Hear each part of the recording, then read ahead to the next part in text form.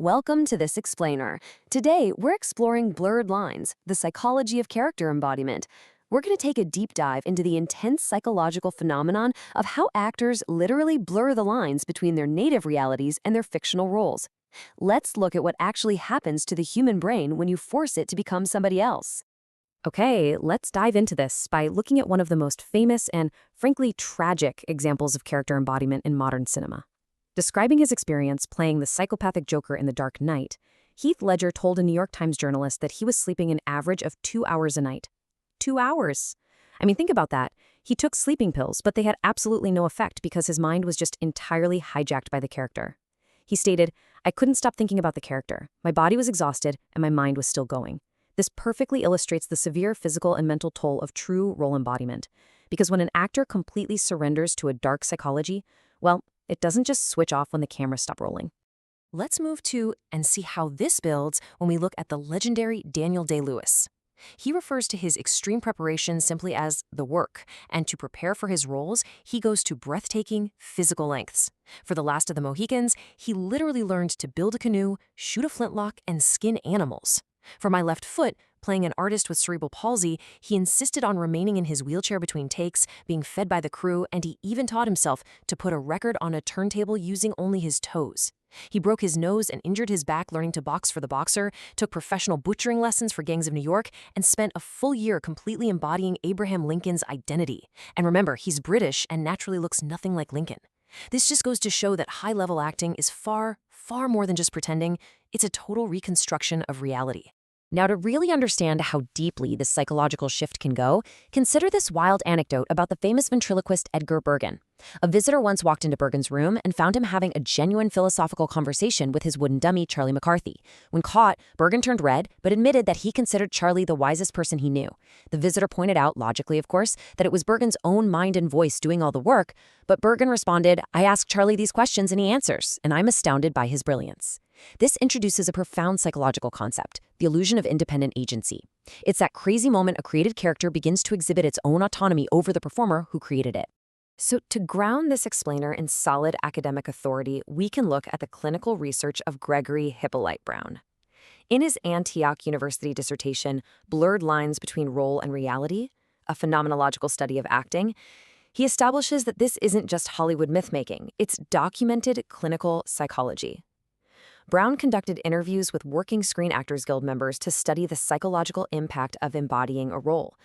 His research specifically set out to understand whether actors actually experience the feeling that a performed character has independent agency over them, and how that fictional role bleeds into their personal lives and their romantic relationships long after the filming is totally finished.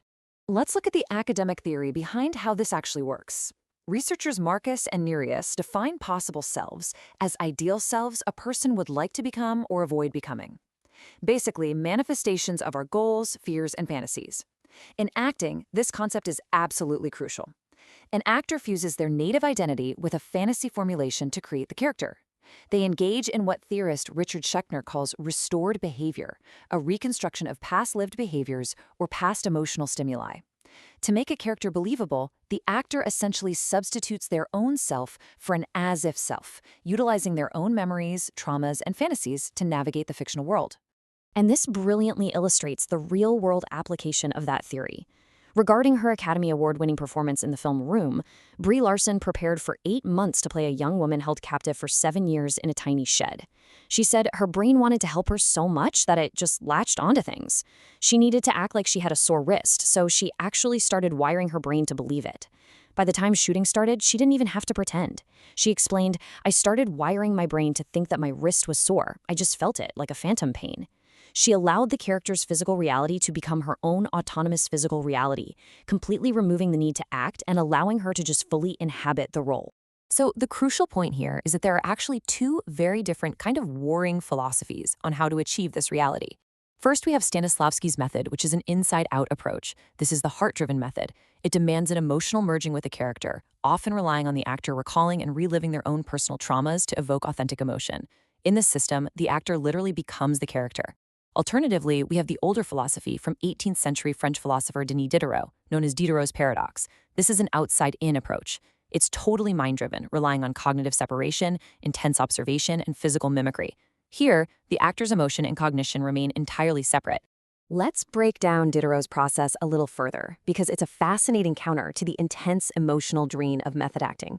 Diderot believed an actor should navigate a three-stage process. First, observe strong emotions in the real world, things like fear, rage, or awe. Second, reflect on how those emotions are physically expressed through behavior. And finally, experiment with different tones and gestures until hitting the exact right combination. This method aims to achieve absolute, true realism on screen, but it actually protects the actor. By using observation and experimentation instead of reliving personal trauma, the actor avoids becoming personally or emotionally enmeshed with what could be a really toxic character. So, how do these psychological theories hold up today? Let's look at a modern application, embodying the king of pop. How exactly does a young actor safely embody someone as famous as Michael Jackson without completely losing himself to the pressure and the persona? 3.5. Just let that number sink in for a second. That is the number of years of intensive training Jaafar Jackson underwent to prepare for this role. 3.5 years of his life dedicated solely to capturing the nuances, the energy, and the subconscious essence of his uncle, Michael Jackson. This obviously goes far, far beyond just learning a few dance moves for a movie. Let's walk through Jaafar's timeline to really understand this transformation. During pre-production, there was a massive global casting search. The filmmakers, they weren't just looking for an impersonator. They prioritized physical resemblance combined with deep emotional authenticity. Then came the audition phase, which included a completely grueling 20-day choreography challenge. This was specifically designed to test Jaafar's ability to match Michael's intense movement precision while under immense pressure. Finally, the preparation phase. Jaafar didn't just study from afar. He literally moved directly into Havenhurst, the historic Jackson family estate, for total immersion in Michael's world. Now, what's really interesting about this slide is exactly how Jaafar applied his immersion strategy. You'd think for Michael Jackson, you start with the moonwalk, right? But no, Jaafar focused heavily on acting fundamentals first, before ever touching the dancing or voice work. He lived at Havenhurst and completely surrounded himself with Michael's world, listening to his music all day and even while sleeping, playing archival videos constantly in the background. His goal wasn't just surface imitation, he wanted real emotional internalization. He watched the footage over and over until the mannerisms were completely subconscious.